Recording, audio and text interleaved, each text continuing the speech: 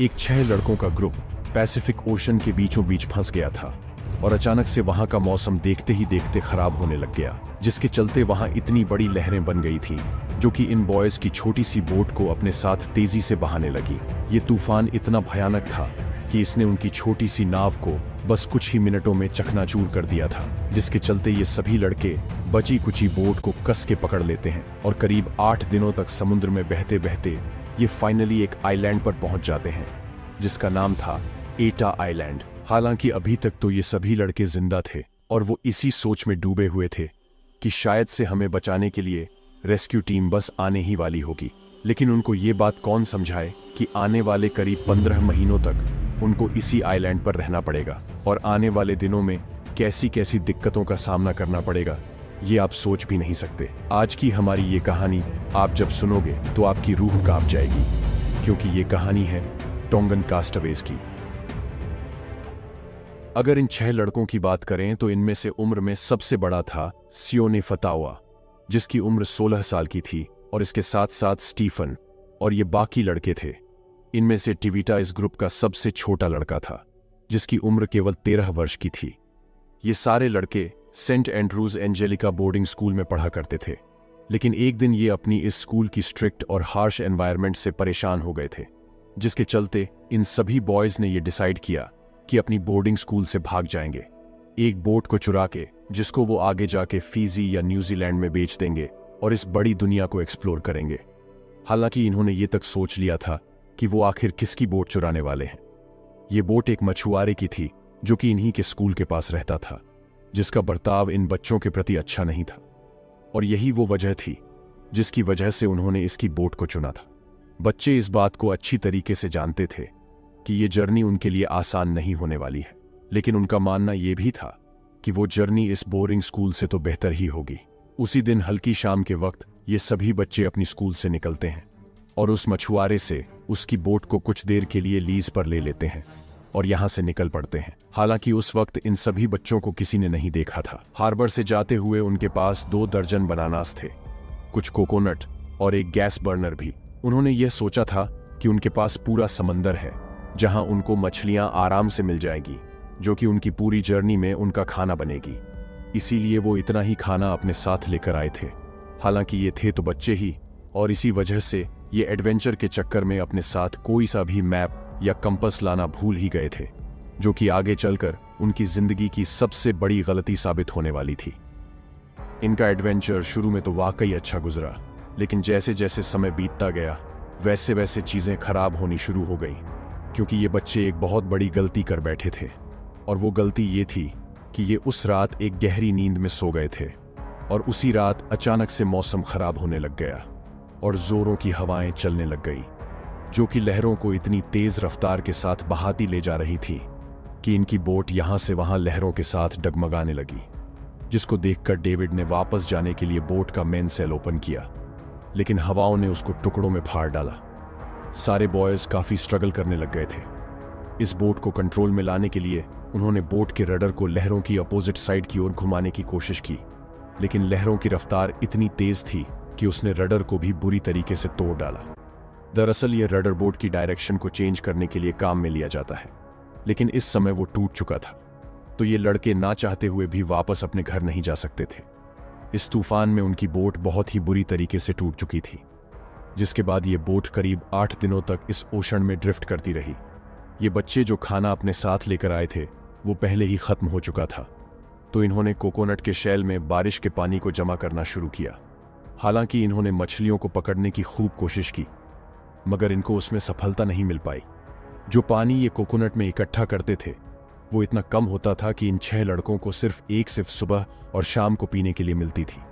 लेकिन 8 दिनों तक टूटी बोट पर ड्रिफ्ट करते हुए ये लड़के एटा आइलैंड के पास पहुंच गए थे।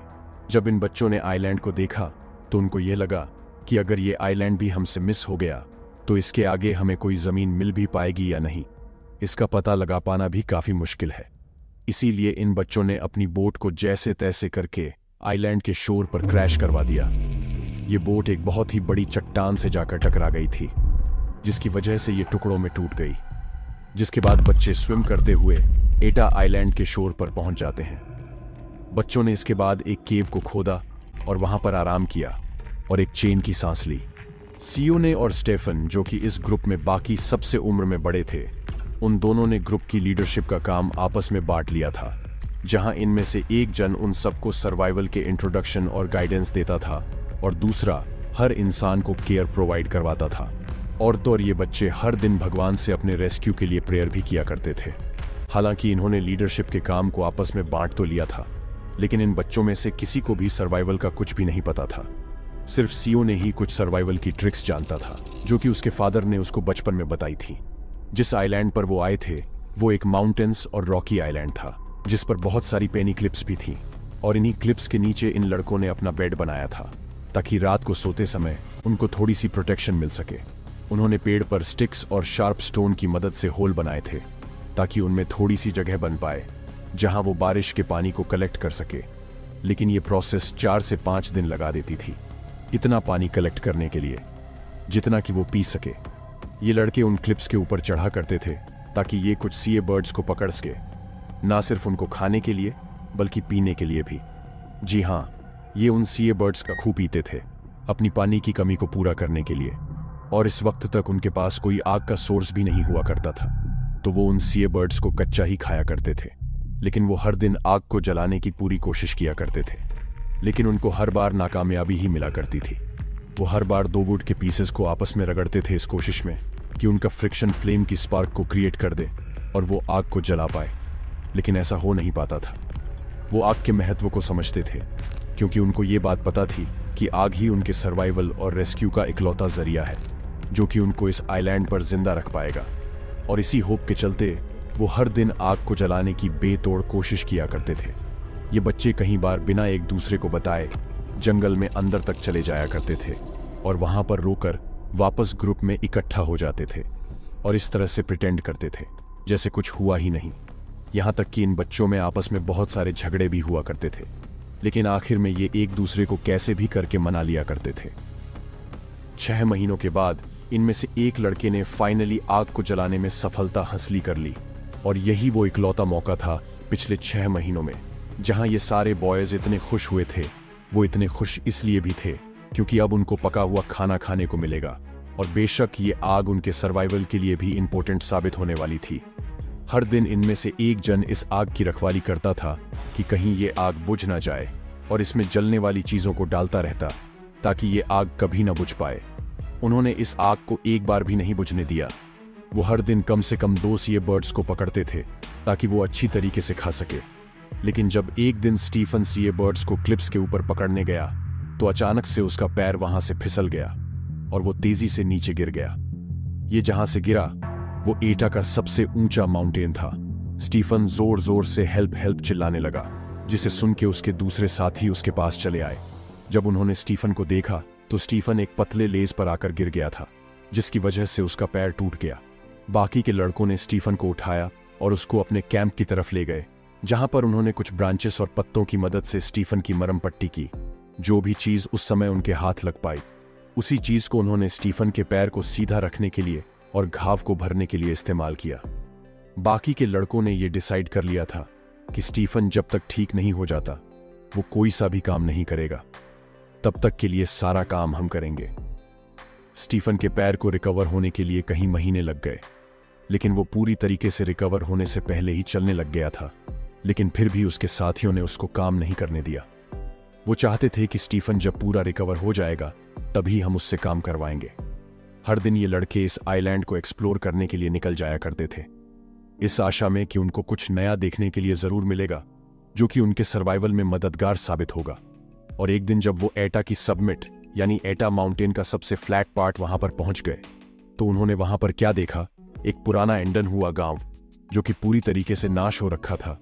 लेकिन वहां पर इन बच्चों को कुछ वेजिटेबल मिले और बहुत सारे चिकन्स के डिसेंडेंट्स जो कि विलेजर्स यहां पर छोड़कर गए थे। हर रात ये एक गेम खेलते थे, चिकन्स को पकड़ने का गेम। देखते ही देखते उनके पास करीब 200 मुर्गियां हो चुकी थीं, जिनको ये मारा नहीं करते थे, बल्कि ये उनको कोकोनट के स्क्रैप्स खिलाते थे और उनकी अच्छी तरीके से देखभाल करते थे ताकि उनको एक कांस्टेंट फूड सोर्स मिल सके जो कि था अंडा। लड़के केवल उस समय इन चिकन्स को मारा करते थे जिस समय मौसम खराब होता था। क्योंकि खराब मौसम में ये क्लिप्स पर जाकर सीए बर्ड्स को मारना प्रेफर नहीं करते थे, क्योंकि उन्होंने स्टीफन की हालत को देखा था और ये ऐसा नहीं चाहते थे कि इनमें से और कोई उस क्लिप से गिर जाए और उसकी भी हालत स्टीफन की तरह हो जाए।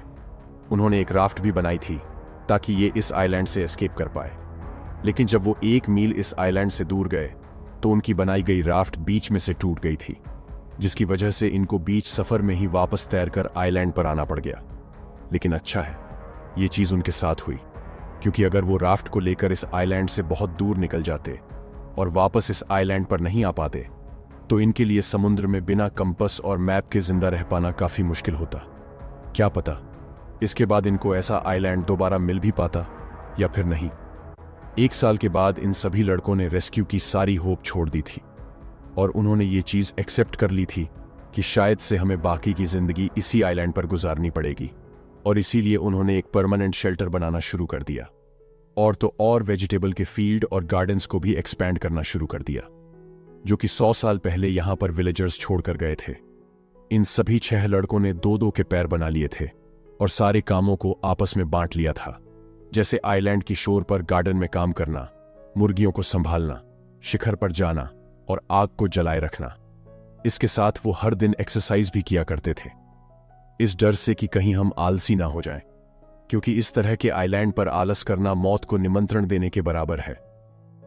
लेकिन एक दिन जब वो इस आइलैंड को एक्सप्लोर कर रहे थे तो उनको कुछ आदमियों की बोन्स मिली। उनका मानना यह था कि शायद से ये सारी हड्डियां उन्हीं आखिरी लोगों की होगी जो कि इस आइलैंड पर फंस गए होंगे। जिसके बाद उन्होंने इन हड्डियों के ढांचे को उठाया और उनको अच्छी तरीके से बर्ड करते हुए उनकी याद में एक फ्यूनरल किया और भगवान से प्रेयर भी करने लग गए कि हमें जल्द से जल्द रेस्क्यू करवा दो, ताकि हमारी हालत भी इन लोगों की तरह ना हो पाए। लेकिन दूसरी तरफ पीटर वार्नर एक एडवेंचर पर निकले हुए थे। अगर आपको पीटर के बारे में बताऊं तो ये आर्थर वार्नर के सबसे छोटे बेटे थे, जो कि एक समय पर ऑस्ट्रेलिया के सबसे पावरफुल इंसान थे, जो कि उस समय इलेक्ट्रॉनिक इंडस्ट्री में रूल करते थे। और इसी वजह से ये पीटर को भी अपनी तरह बनाना चाहते थे। लेकिन पीटर के सपने कुछ और ही थे। पीटर को हमेशा से एक मछुआरा बनना था और इसी वजह से ये एक नाव को लेकर अपने सपनों को पूरा करने के लिए एडवेंचर पर निकल जाता है। इसकी बोट का नाम जस्ट डेविड था, और ये जस्ट डेविड ही क्यों, वो तो मुझे भी नहीं पता। 1966 में पीटर मछलियां पकड़ के वापस अपने घर की ओर जा रहा था और इसी बीच वो एटा के नजदीक से निकल रहा था कि तभी पीटर के क्रूमेट्स ने एटा आइलैंड पर इंसानों की आवाज को सुना। लेकिन पीटर को लगा कि शायद से उन्होंने किसी सीए बर्ड की आवाज को सुना है, क्योंकि इस आइलैंड पर कोई नहीं रहता। लेकिन फिर भी पीटर ने इस आइलैंड के पास जाने का डिसाइड किया कि आखिर वहां पर कोई है या नहीं। जैसे ही वो आइलैंड के पास गए तो पीटर ने वहां पर आग के धुएं को नोटिस किया, तो उसको कंफर्म हो गया था कि यहां पर कोई ना कोई तो जरूर है। लेकिन वो फिर भी आइलैंड के ज्यादा पास नहीं गया, क्योंकि उसने अपने शहर में ऐसी कई सारी कहानियां सुनी थी कि इस तरह के आइलैंड पर टोंगा से भागे हुए कैदी रहते हैं।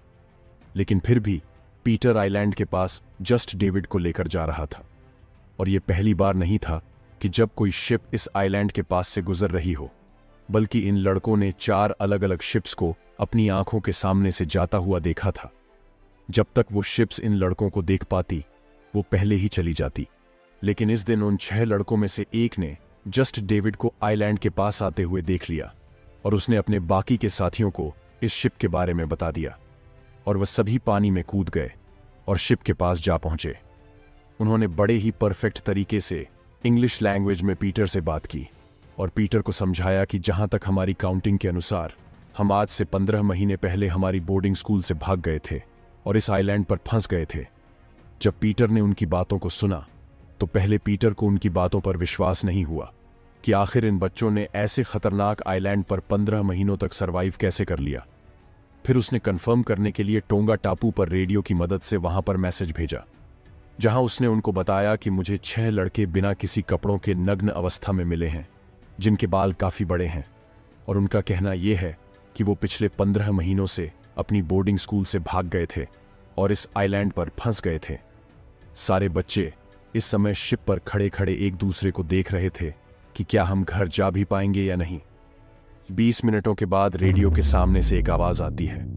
एक ऑफिसर पीटर से बात करता है, जो कि कहता है, तुम्हें वो मिल गए। ये तो करिश्मा हो गया, क्योंकि सभी ने यह समझ लिया था कि ये सब मर गए हैं और सब ने इनका फ्यूनरल भी कर डाला है। अगर ये वही है तो ये तो सच में कोई चमत्कार ही हो सकता है। जिसके बाद पीटर उनको वापस डोंगन टापू पर ले जाता है, जहां एक मुसीबत उनका बेसब्री से इंतजार कर रही थी। मिस्टर तेनियला ओहिला, जी हां, ये वही मछुआरा था जिसकी बोट इन बच्चों ने चुराई थी। तेनियला ने उन बच्चों को टपाऊ में पहुंचते ही उन पर बोट को चुराने के चार्जेस लगा दिए, जिसकी वजह से उनको तुरंत सलाख के पीछे डाल दिया गया।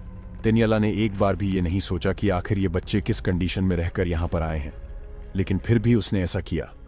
ये सब होता हुआ देख पीटर को काफी बुरा लगा, जिसके चलते उसके दिमाग में एक अनोखा आइडिया आया, जहां उसने इन बच्चों की डॉक्यूमेंट्री बनाने का निर्णय लिया। इसे सोच के चलते कि जितना भी पैसा इस डॉक्यूमेंट्री से आएगा वो बच्चे तेनेलिया को उसकी बोट की जगह पर दे सकते हैं और तेनेलिया अपने चार्जेस को वापस ले लेगा और बच्चे जेल से बाहर आ पाएंगे। जब ये आइडिया पीटर ने उस बोट ओनर को सुनाया तो वो भी इस चीज के साथ राजी हो गया और उसने अपने चार्जेस वापस ले लिए, जिसके चलते वो बच्चे फाइनली जेल से बाहर आ पाए और अपनी फैमिली से मिल पाए। इसके बाद स्टीफन को डॉक्टर के पास भी भेजा गया। जब डॉक्टर ने उसकी टेम्पररी मरहम पट्टी को देखा तो वो भी हैरान हो गए, क्योंकि उन्होंने देखा कि छोटे छोटे बच्चों ने इतनी अच्छी तरीके से स्टीफन के पैर को स्टिक की मदद से स्ट्रेट किया था, जिसकी वजह से स्टीफन दोबारा से चल पाया। रेस्क्यू के बस कुछ हफ्तों बाद ही ये सभी लड़के पीटर के साथ वापस उस आइलैंड पर गए थे, ताकि ये उस डॉक्यूमेंट्री को अच्छी तरीके से बना पाए, जिसको इसी साल 1966 में ऑस्ट्रेलियन टीवी पर ऐड किया गया। ये डॉक्यूमेंट्री आज भी यूट्यूब पर ऑफिशियली पब्लिश्ड है, जिसे आप देख भी सकते हो। इसके बाद पीटर ने उन लड़कों को अपनी क्रूमेट में शामिल भी कर लिया, इस सोच में कि उन्होंने इतने खतरनाक सर्वाइवल को इतनी कम एज में मात दी है, तो मैं इनसे बहुत कुछ सीख सकता हूं। इंटरेस्टिंग इंफॉर्मेशन के लिए वीडियो को लाइक करके चैनल को जरूर से सब्सक्राइब कर लीजिए, ताकि आने वाली इंटरेस्टिंग वीडियो आप तक आती रहे। मिलते हैं अगली वीडियो में।